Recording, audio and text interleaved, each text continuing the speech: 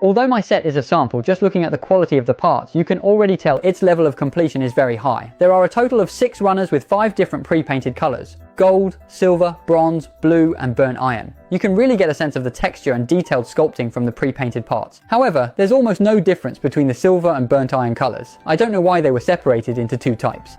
The main colour scheme is black and grey, and the internal frame parts have a lot of added mechanical detailing, which is noticeably different from previous styles.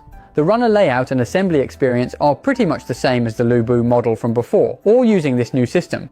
It took me about a whole day to finish assembling it, and I didn't encounter any particularly memorable assembly points. The whole process was very smooth. The main body of the 𝐶𝐞 is about 22.5 centimeters tall, and in its fully equipped form it weighs around 710 grams. According to the instructions, each section guides you to first complete the full inner frame before adding the outer armor. You can tell the designer is very confident in this inner frame design. I also recommend that after you finish assembling the inner frame, don't put on the outer armor right away. Try putting the whole frame together first and take a look.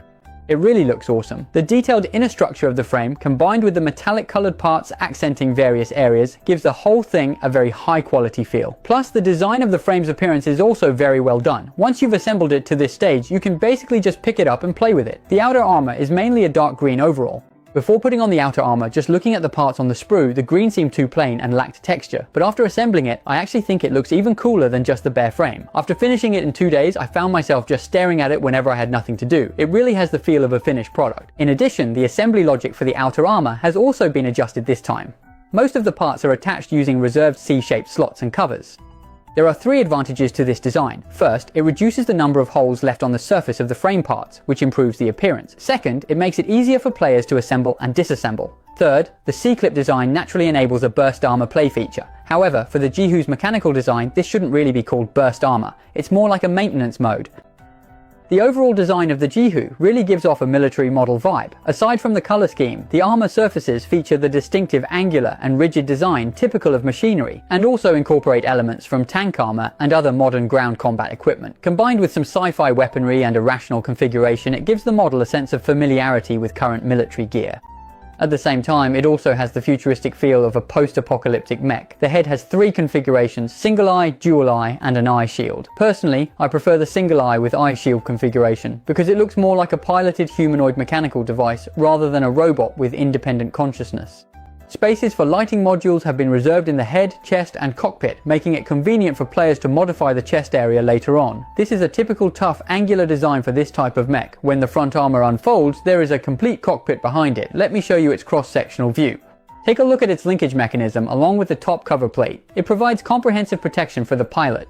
Moreover, this time the pilot figure comes with 2 different seated poses, and the level of detail is quite decent. In terms of scale, this pilot is probably the largest one I've ever played with. And because of its size, it's no longer just a decorative piece. It actually becomes an interactive part of the mech, which greatly enhances both playability and storytelling potential.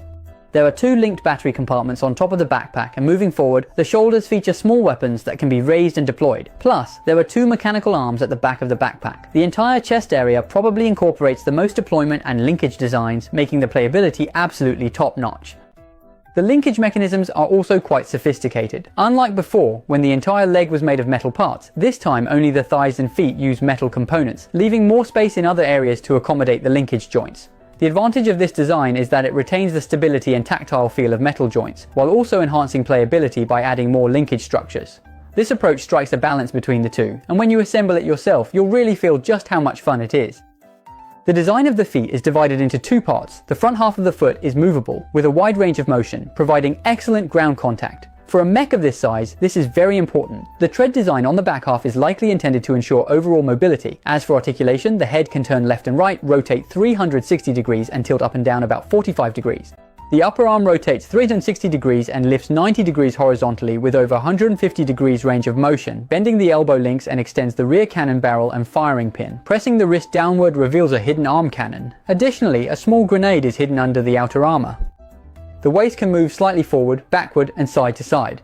The thighs can kick forward and backward more than 180 degrees. Side kicks reach 90 degrees, and the knees can bend about 150 degrees. Both sides of the thighs and the front of the knees feature armor that can be deployed for a burst effect. There's also a small dagger stored on the side. The feet have a very wide range of motion in all directions and are linked with the Achilles tendon mechanism at the back. As for weapon accessories, they include a long halberd, a rifle, and 2 revolvers in different forms. There's a missile pod, a pair of ammo clips, a shield, and 5 pairs of interchangeable hands. The long halberd looks pretty cool, and after disassembly it can be stored on the shield. I think the main purpose of this halberd is to echo the name 𝐍𝐿, Extreme Tiger, since with its size it wouldn't really need melee weapons in a real fight. The rifle has a replaceable drum magazine and a movable bolt, and it can also combine with the revolver to form a new configuration. The 2 revolvers are the most interesting. The first one is the most common type, with a cylinder that swings out from the side and spins very smoothly. The second one has a folding grip that triggers a mechanical linkage. Although the mechanism for ejecting the cylinder is simple, the details are spot on, and every time I play with it, it feels really fun. The ammo compartment in the rear skirt armor can be freely opened and used to store things, and when the missile pod on the shoulder is opened, the warheads inside move out in sync. Plus, you can use connectors to mount different weapons. In addition, there are 2 weapon mounting points on the front of the thighs where you can store the revolver. This sand-colored shield also looks really cool, and its overall design style is consistent with the main body. There's a pull-down handle, and on the front there's also a deployable structure. After trying out all these weapon features, my first reaction was that all these weapons are actually unnecessary for the G5. They're clearly designed for players to have fun with, offering a high level of playability. After a few days of hands-on experience, I personally really like it. The exterior design is very pleasing to the eye, and this time they've also added in-app purchase collaborations and a variety of gameplay features. Every aspect of it hits my aesthetic preferences perfectly. While I was assembling it, I kept thinking to myself, is this really the Magic Box I'm familiar with? From its appearance, structure, and gameplay, it has clearly evolved and stands apart from previous models. As for the design of the 𝐍𝐿, they didn't just make it look mechanical for the sake of being mechanical. Instead, they balanced mechanical aesthetics with realistic structural logic. How should I put it? It kind of has that Soviet-era mechanical aesthetic vibe from the last century. Plus, it offers a lot of room for customization, both inside and out. If I had to make a bold guess, I think it could very well replace 𝐌𝐍𝐏 and become the next generation for upgrades and modifications.